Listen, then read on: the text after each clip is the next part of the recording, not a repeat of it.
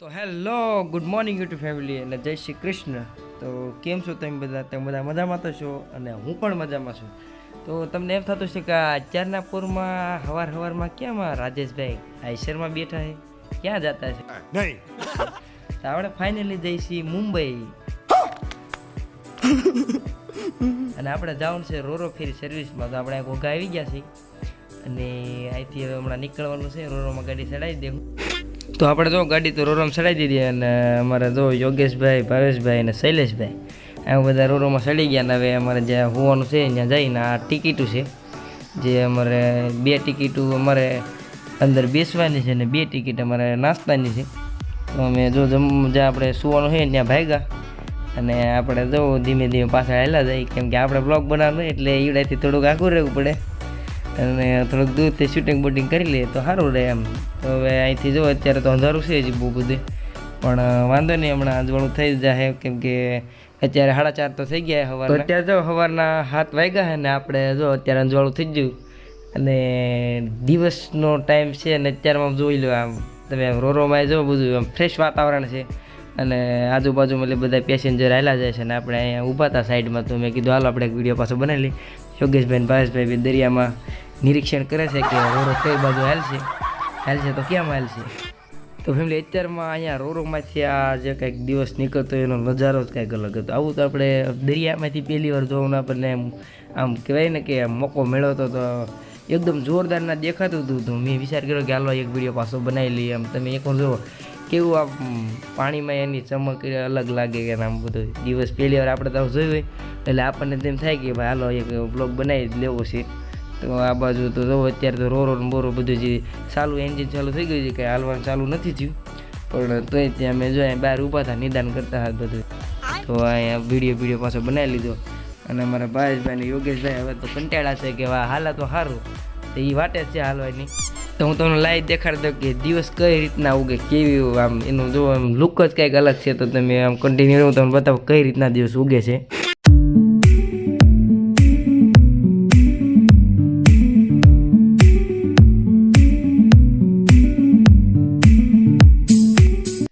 ઘણી બધી વાર જોઈ પછી જો અત્યારે આપણું ફાઇનલી રોરો ઉપડી ગયું છે અને આપણે તો આમ અંદર આમ મજા જ કંઈક અલગ આવે છે, કેમ કે આપણે તો પહેલી વાર સીટમાં બેઠા છીએ અને અમારા ભાવેશભાઈ ને યોગેશભાઈ બે જો બાકડે બેસી જાય ને આપણે તો બ્લોગ બનાવવામાં જ બીજી થઈ, કેમ કે પહેલી વાર આપણે આમાં ચડ્યા છીએ શીપમાં બેસવા માટે. આવો આપણને મોકો તો ક્યારેય મળે નહીં કે શીપમાં આપણે મુંબઈ જાવું એ પાછા.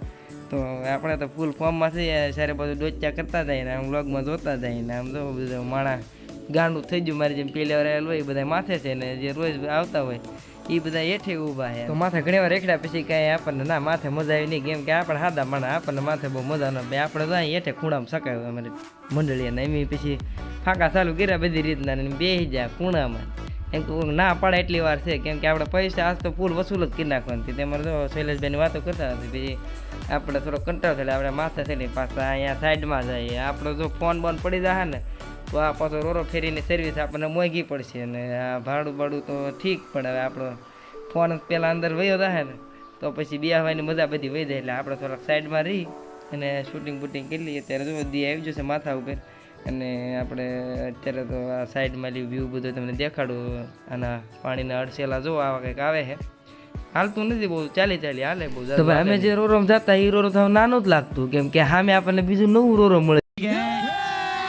જો ના તો જો બહુ આમ કંઈક બહુ મોટું છે, અમે જે બેઠા એટલું મોટું નથી પણ આ તો બહુ જ મોટું રોરો છે. તો આપણે કંઈ લાવો આને જરાક બતાવી દઈએ કેવું લાગે. તો આપણે એને શૂટિંગ કરવા માંડીને હવે જુઓ એ ખરેખર જો એમાં ગયા હોત તો એમાં વધારે મજા આવે, પણ આપણને તો આમાં જો આ ઠોબારામાં વારો આવ્યો પણ વાંધો નહીં. હવે આપણે બેઠા છીએ એટલે મોજ તો કરવાની જોઈએ. અત્યારે આપણે શૈલેષભાઈ, ભાવેશભાઈ ને યોગેશભાઈ તો જો હેઠે હોલમાં સુઈ ગયા છે, પણ આપણે લુખામણા આપણને કંઈ ઊંઘ આવે નહીં એટલે આપણે તો પાછા રખડવા આવી ગયા.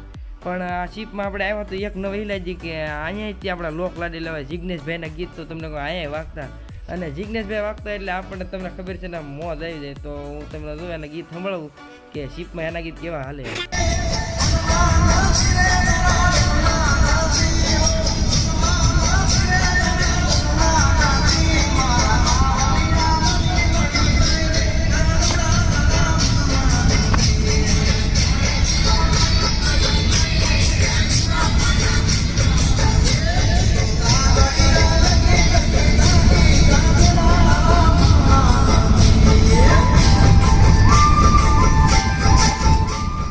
તો ફેમિલી અટાણે જો આપણે દરિયાના જે કિનારા છે, મુંબઈનો દરિયા કિનારોના પોગો આવી ગયા. તો ત્યાંથી થોડાક દૂર છીએ, ઝાઝુ કાંઈ દૂર નથી. અહીંથી જો કિનારો દેખાવા લાગ્યો છે, આપણી સામે જે દેખાય છે એ રેતી કાઢવાનું શીપ છે. અને આગળ જો આપણે ત્યાં કિનારે પોગી જાય પછી આપણે નીકળી જવાનું છે આપણે આયસર બાયસર કાઢીને. અને તમને કહું તો ખરેખર આ રોરોમાં તો બહુ મજા આવી જાય. એકવાર તો જો તમારે ટ્રાય કરી તો રોરોમાં બેસી જવાનું, આપણે ઘોઘાથી ઉપડે છે ડાયરેક્ટ મુંબઈ. તો ફેમિલી અત્યારે તો આપણે ફાઇનલી જે મુંબઈનું જે આપણે કહેવાય ને કે ઉદ્યોગ માર્કેટ ત્યાં આવી જાય. તો મને તો એમ છું કે હું કંઈક પબજી ફ્રી ફાયરમાં રિયલમાં આવી સોરી કેમ કે સારે બાજુ નકરી ફેક્ટરી જ દેખાય. અને ફેક્ટરી એટલે કંઈ જઈ તે નહીં, બધી આમ બહુ આલીશાન મોટી ફેક્ટરી. તો મને તો એમ લાગ્યું કે ભાઈ પબજી ફ્રી ફાયરમાં આવી જાય, કેમ કે આપણે રમીએ એટલે આપણને ખબર હોય કે પબજી ને ફ્રી ફાયરમાં કેવું આવે.